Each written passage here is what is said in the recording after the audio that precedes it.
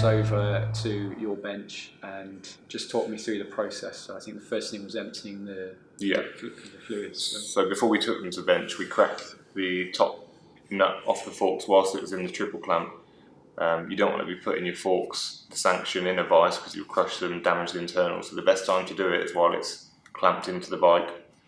So once we loosened this, took it over to the bench, we dropped out the bottom bolt which attaches the damper rod and secures the whole fork assembly. From there the oil starts draining out. We undid the top cap which releases the vacuum, and then all the oil came out as you saw. From here you've got a few internals. You've got the plastic OEM spacer.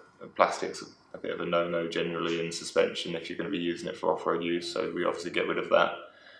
We actually take out all the internals completely of the forks and replace them with everything that we've machined and developed with Tractive. So it's a full sort of complete rework of the front suspension.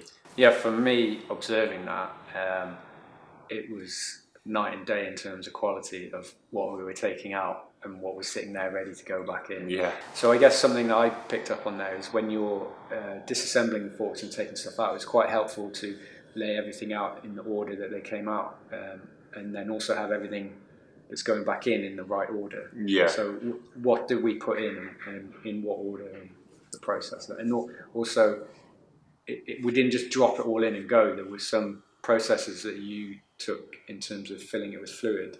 Yeah. So do you want to talk through that? Going backwards on a fork is quite hard, so you have to try and do it properly the first time. Like taking time, as you said, is quite important. So once we'd completely disassembled and removed everything from the fork, you're ready to start assembling it again. So we gently drop the damper rod that we've machined into the fork, and you just have to give it a bit of a shake. There's a chamfer at the bottom of the fork that the damper rod seats in, and obviously if it's not seated in there, and that's the first component, everything else from there upwards is going to be wrong. So by dropping it in gently, holding the fork and just giving it a small shake like that, you can feel when it's located in the bottom of the bottom of the fork leg. Then we put it back in the vise and secured that with the bolt that goes in, and that's your security bolt that goes into the bottom of the damper rod. So from my point of view, I don't really understand all the physics of it, but put it simply, like, what does a damper rod do? So a damper rod essentially just controls the velocity of oil flowing through the fork. It's a damping mechanism.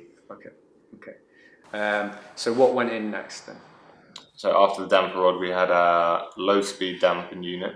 So again, this is another oil control system.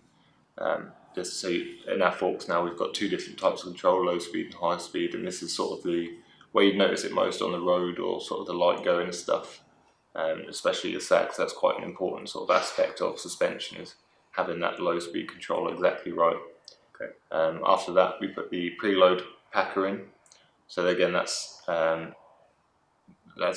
we talked about preload earlier, but we're just making sure that you've got the correct amount of tension on the fork and on the fork spring as it stands with just the weight of the bike. So it's sort of set up out the box for an average rider. Yeah. After the preload packer, we have a plastic fork guide. Just the nature of forks in general, they don't always sit dead in the middle of the fork. And after that, it's just a case of putting the spring in and your top cap. So on your one, you've got preloaded just a top cap. So in addition to the preload spacer at the bottom, you can then get an extra 10mm. So it's 5mm plus or minus from where we put it in. And did we just put all the oil in one go? Like, so there were some stages that you went through in terms of making sure that there wasn't any air. That's it. So the capacity of the forks on your bike is 450mm. So what we do is split that down into 3 150mm blocks. Obviously, if you're pouring a lot of oil, oil holds oxygen and air a lot, as we all know, and you'd pour it all in one go, and you'd have all that air trapped in the oil. So by pouring it in small amounts and bleeding it by putting your hand on the top and forcing it down like that, you're bringing the air to the top. Okay. And you're just trying to make sure there's as little air as possible in the oil that you're putting in the bike. Okay. So you took that total capacity and you broke it down into, I think, 3 sections, and you just poured it in each section. So I generally stop after every 150ml just to make sure that there's smooth action on the fork and there's no oil. It's like excessive bubbles. You can look down the top and you'll see it's got a bit of a foam or something like that if it needs going more. And what you're looking for is just, like I said, smooth action and no gargling. You don't want any gargling sounds or sort of hissing or anything like that. And you saw yourself, once we'd done it a couple of times, it was nice, quiet and smooth. One of the interesting things about the forks is you measured the capacity with, instead of volume, you use distance from the top of the fork.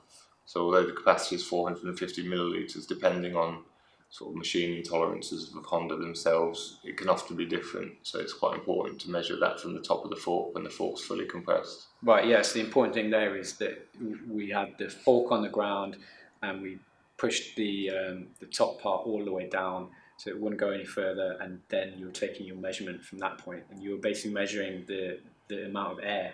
Yeah, really. that's it. Yeah. Okay. You can't be exact with sort of capacity of oil. Every container holds a layer of oil. You can't pour it all out and things like that. So the only real way to do it is sort of measuring from the top with an accurate. And what figure were you looking for? I was looking for 120 mil from the top. Okay. But what I do is I go down to 140 because it gives you 20 mil of lead up. So you know I'm 15 mil away, I'm 10 mil away.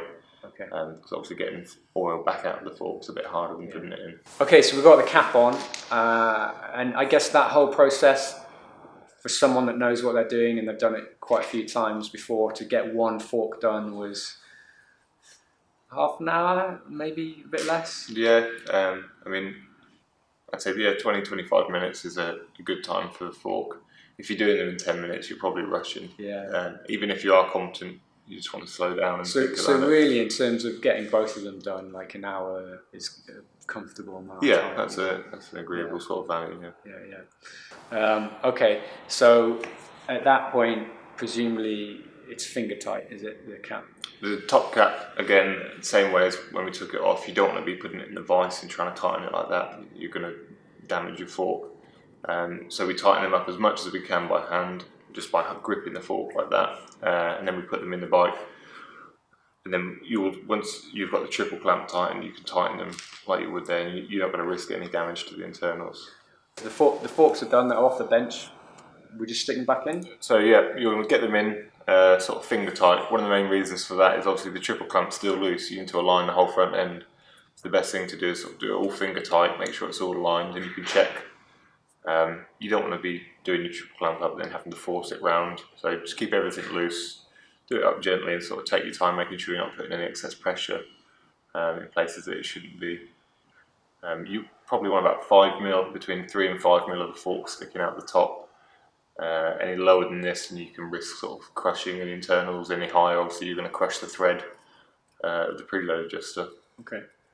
So yeah, so it's something that I've done on my enduro bike is that occasionally you'll crash and things are twisted, and the way to get out of that is to just like you say, like undo them, and then you can bounce it and it kind of straightens itself. Is that the principle? Yeah, that's it. The front wheel, the front end of a bike should really straighten itself to how it wants to be. You don't want to be forcing it to look straight or anything like that. It will find its own sort of natural position, and that's where the bike's happy and most secure.